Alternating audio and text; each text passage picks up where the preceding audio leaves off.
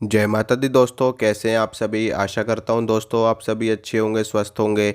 आज मैं आपको ये बताऊंगा कि अगर आप दीपक की लौ में लगातार देखते हुए ओम नमः शिवाय का जाप करते हैं तो आपके साथ क्या क्या होता है, क्या दिव्य घटना घटित होती है आपके साथ में, इसके ऊपर आज मैं आपको जानकारी दूंगा।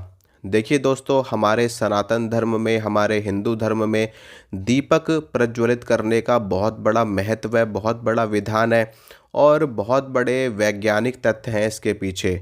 जब भी हम देवी देवताओं के समक्ष दीपक प्रज्वलित करते हैं तो उससे अंधकार का नाश होता है और नकारात्मकता का नाश होता है, नेगेटिविटी खत्म होती है और हर तरफ पॉजिटिव एनर्जी होती है, सकारात्मक ऊर्जा होती है। और जो दिव्य शक्तियाँ होती हैं, जो ब्रह्मांड की पॉजिटिव एनर्जीज होती हैं, सकारात्मक ऊर्जा होती है, वो आकर्षित होती है, देवी देवताओं की शक्तियाँ आकर्षित होती हैं और उससे हमारा कल्याण होता है। हमें धर्म, अर्थ, काम और मोक्ष की प्राप्ति होती है। और अगर हम अपने देवी देवताओं के समक्ष उनके नाम से दीपक प्रज्वलित करते हैं तो वो भी बहुत ज़्यादा प्रसन्न होते हैं। जब हम उनके समक्ष दीपक जला करके प्रकाश करते हैं तो वो भी हमारे जीवन के अंधकार को दूर कर देते हैं और हमारे जीवन में प्रकाश ही प्रकाश भर देते हैं, एक सकारात्मक ऊर्जा भर देते हैं और हमारे जीवन में, हमारे मार्ग में आने वाली समस्त बाधाओं का नाश कर देते हैं। अब दीपक को कई प्रकार से प्रयोग में लाया जाता है।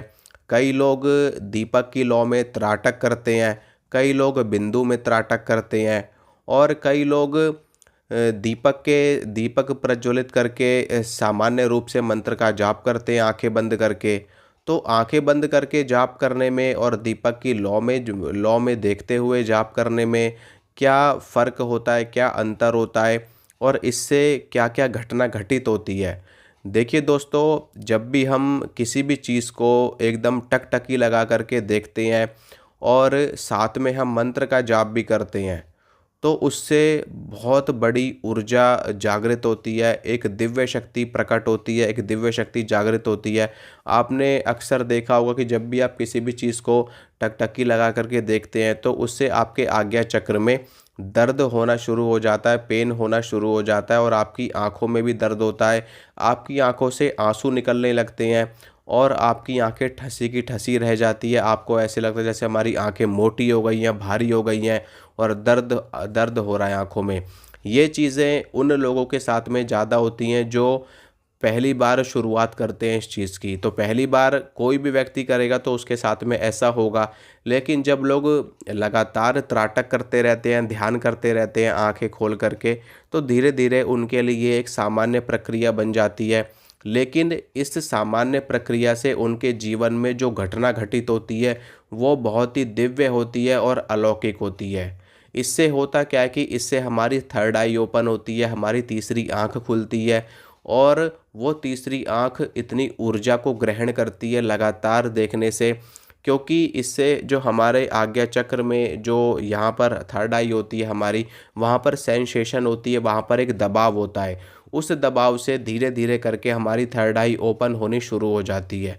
अब साथ में मंत्र का जाप भी अगर किया जाए और वो भी दीपक की लौ पे, दीपक की लौ का जो त्राटक होता है वो स्टार्टिंग में नहीं किया जाता, लास्ट में किया जाता है। लेकिन अगर आप दीपक की लौ में त्राटक करते हुए मंत्र का जाप करते हैं, वो भी ओम नमः शिवाय का या अन्य किसी शक्तिशाली मंत्र का, जैसे कि नवारण मंत्र हो गया, ओम ऐं ह्रीं क्लीं चामुंडाय विच्चे, ये वाला मंत्र हो गया, या गायत्री मंत्र हो गया, या भगवान विष्णु का अष्टाक्षर मंत्र हो गया, भगवान कृष्ण का द्वादशाक्षर मंत्र हो गया, या जो महामंत्र होता है हरे राम हरे कृष्ण, ये वाला मंत्र हो गया, या भगवान नरसिंह का मंत्र हो गया।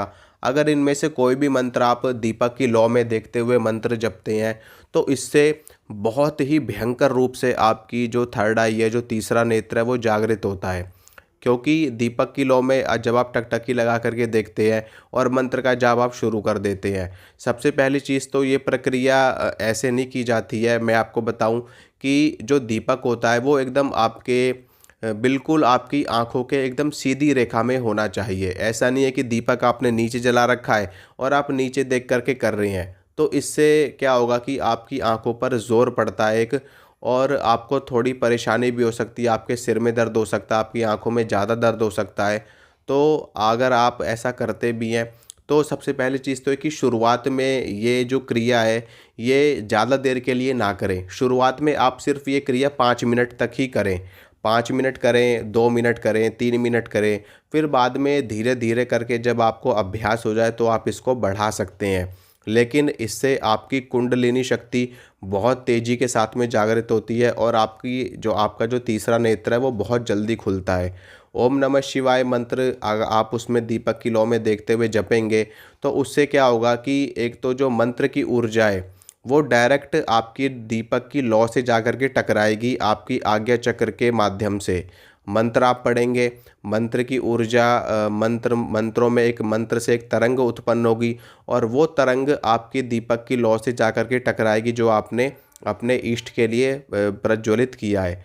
अब होगा क्या कि धीरे धीरे करके मंत्र का जाप आपका बढ़ता चला जाएगा।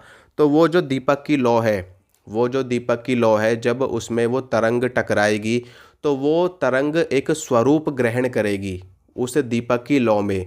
और वो स्वरूप किसका होगा? वो स्वरूप होगा आपके इष्ट का, आपके भगवान का। अगर आप ओम नमः शिवाय कर रहे हैं तो एक भगवान शिव का स्वरूप उस दीपक की लौ में आपको नज़र आना शुरू हो जाएगा कुछ समय के बाद में। ऐसा नहीं है कि ये पहले दिन ही आपको हो जाएगा, नहीं, पहले दिन कुछ नहीं होता।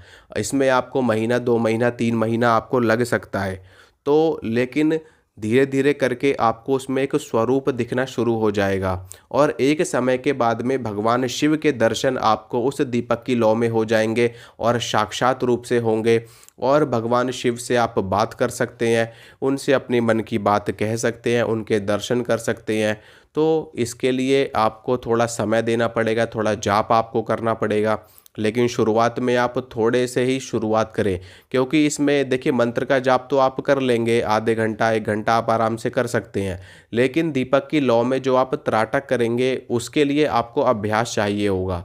शुरुआत में कोई भी व्यक्ति नहीं कर पाएगा, चाहे वो मैं हूँ, चाहे वो कोई भी हो। शुरुआत में आप 2 मिनट करिए, 5 मिनट करिए।